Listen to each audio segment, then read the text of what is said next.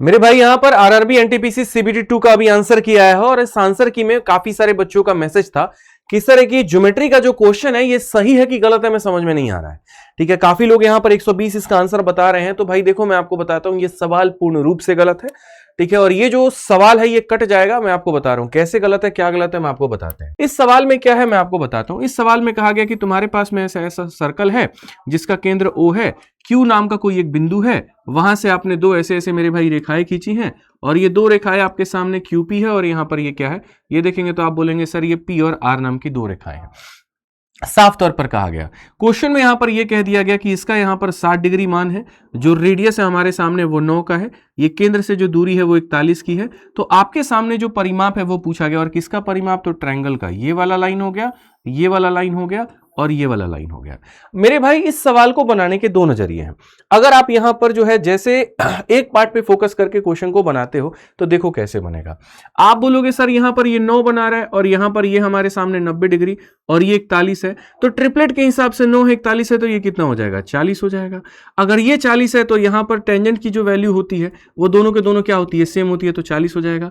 अब अगर ये हमारे सामने कितना डिग्री है, 60 डिग्री है, दोनों रेखाएं बराबर हैं तो ये दोनों एंगल भी बराबर होंगे, तो ये भी कितना हो जाएगा, तो 60 हो जाएगा, और ये भी कितना हो जाएगा, 60 हो जाएगा। तो ये इक्विलेटरल ट्रायंगल बन गया।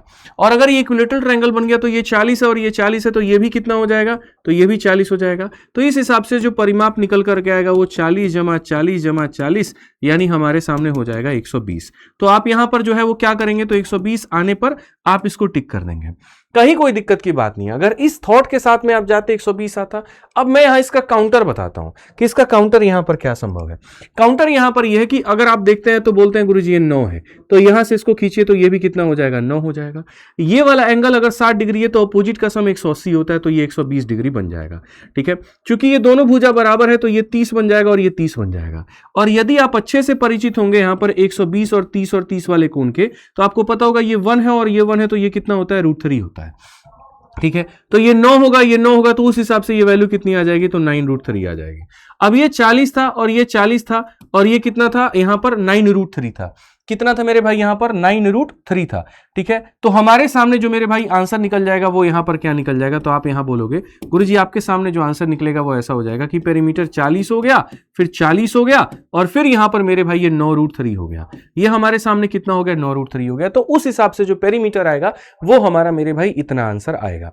ठीक है, अब यहां पर आप बोलोगे फिर ये वाला सही है कि यहां पर ये वाला सही है, तो मैं आपको मेरे भाई बता दूं कि जो सही है वो दोनों में कोई भी नहीं है। क्यों, क्योंकि जब अगर यहां 9 और 40 मिलेगा, ठीक है, जब यहां 9 और 41 का वैल्यू देंगे तो 60 डिग्री आप नहीं दे सकते, और अगर आप 60 डिग्री देंगे तो 9 और 41 आप नहीं दे सकते। ये बात आप मेरी मान करके चलिएगा, ये बात आप साफ तौर पर मान करके चलिएगा। मैं आपको ये बात बता देता हूं, ठीक है, क्योंकि जब यहां 60 दोगे तो 30 डिग्री आएगा, उस हिसाब से जब साइन थीटा की वैल्यू निकालोगे 9/41 वो 1/2 के बराबर आएगा ही नहीं, तो वो मामला गलत बैठ जाएगा। इसीलिए यहां पर ये रेलवे का क्वेश्चन गलत है। और सोचो यार 35 क्वेश्चन में एक क्वेश्चन भी जो है यहां पर ये गलत कर बैठते हैं, क्या ही कहानी कहूं मैं इनकी।